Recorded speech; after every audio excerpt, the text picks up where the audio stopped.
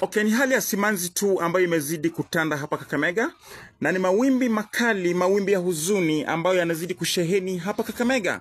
Okay, malaika wa mbingu wamekasirika, na vile vile Mwenyezi Mungu pia amekasirika mbinguni kwa sababu ya yule aliyekuwa kinara wa ODM Raila Amolo Odinga hajafanikiwa kuingia mbinguni, na aliyekuwa kiongozi wa ODM Raila Amolo Odinga hajafanikiwa kurithi mbingu za ulimwengu huu.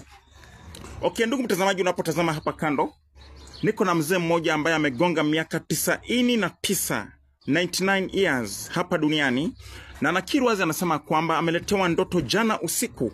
Raila amemtokelezea, na maajabu ya Musa, Raila alimpa ujumbe mmoja. Okay, ndugu mtazamaji, unapotazama kamera hii, ningelipenda unitazame kwa hali ya umakini sana. Ndugu mtazamaji, nitazame kwa hali ya umakini sana. Ndugu mtazamaji, unapotazama kamera hii, ningelipenda uitazame kwa hali ya makini sana.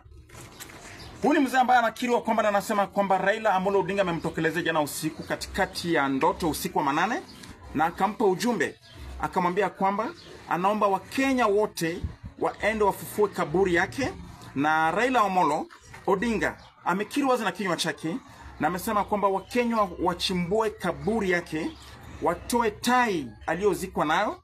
Na vile vile Raila Amolo Odinga anakiri wazi na anasema kwamba Wakenya watakapofufua kaburi lake waondoe yale mavazi aliyozikwa nayo kaburini. Okay, niko na mzee hapa aliyeletewa ndoto jana usiku wa manane.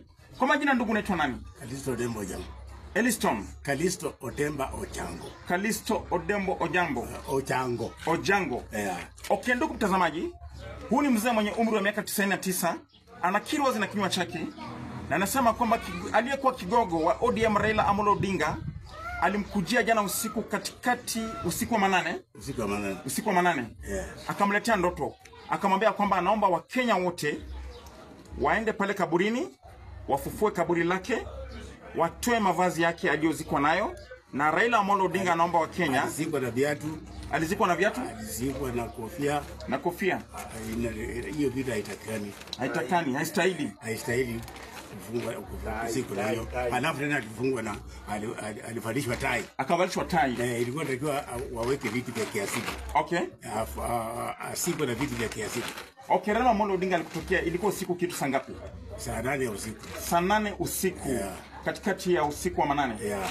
Katikati kwa ndoto ulikuwa umelala? Nilikuwa nimelala. Akakupa ujumbe gani wakati Raila Odinga alikutokelezea?